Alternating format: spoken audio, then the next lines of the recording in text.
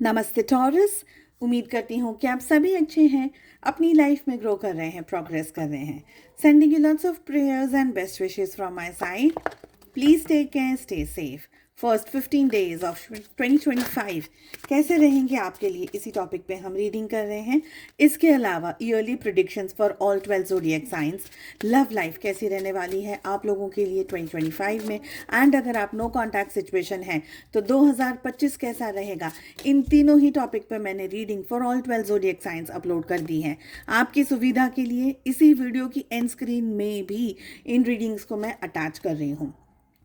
इसके अलावा अगर आप मेरी दूसरी हीलिंग सर्विसेज के लिए या टैरो रीडिंग के या बुकिंग्स के लिए इंटरेस्ट रखते हैं या मुझे व्हाट्सअप मैसेज करना चाहते हैं, डिस्क्रिप्शन के अंदर आपको मेरा व्हाट्सअप नंबर मिल जाएगा, वहाँ से आप मुझे कम्युनिकेट कर सकते हैं। किस एनर्जी में सबसे ज़्यादा रहना है? डिटैचमेंट की एनर्जी बहुत स्ट्रांगली दिख रही है। दूरियां मेंटेन करनी है, स्पेशली अगर कोई नेगेटिव सिचुएशन है, कोई ऐसी परिस्थिति है जो आपके फेवर में नहीं है, आपके लिए हेल्पफुल नहीं है। हो सकता है कि आपको ये लगे कि आप बहुत समय से प्रयास कर रहे हैं, मेहनत कर रहे हैं, बहुत सारी एनर्जीज दे रहे हैं, बहुत सारा हार्डवर्क कर रहे हैं, लेकिन रिजल्ट्स नहीं आ रहा है। इन दिनों में आपके लिए कोई ना कोई पॉजिटिविटी की एनर्जी यहाँ पर मुझे आती हुई दिख रही है। कुछ पॉजिटिव आपकी लाइफ में हो रहा है, कोई पॉजिटिविटी के साथ साथ कोई काम आपका कंप्लीट होता हुआ इन 15 दिनों में दिख रहा है।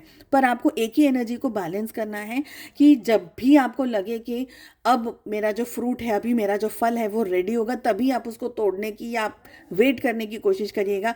अगर आपने उसको पहले से प्लक कर लिया, अगर पहले से तोड़ लिया, तो हो सकता है आप जो एक्सपेक्ट कर रहे हैं वो आपको ना मिले।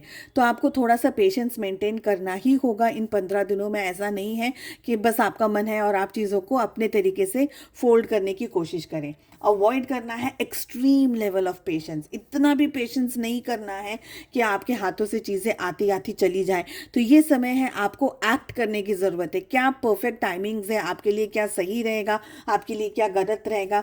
हो सकता है बहुत ज़्यादा रिस्क आप लेने की कोशिश करें। बहुत ही बैलेंस एनर्जीज में आपको ये 15 दिनों में एक्ट करने की ज़रूरत है। कहीं ना कहीं अपने इंट्यूशन को स्ट्रांग रखेंगे तो आपको चीज़ें समझ में आ जाएंगी। आपको ये पता चल जाएगा कि आपके लिए एग्जैक्टली क्या है। इन दिनों के लिए अगर थर्ड आई चक्रा मेडिटेशन या कोई तरीके का मंत्र चैंटिंग या अपने मन को, दिल को, दिमाग को अगर आप शांत रख करके भी रहेंगे तो आपको बहुत सारा गाइडेंस और बहुत सारी पॉजिटिव एनर्जीज समझ में आ जाएंगी।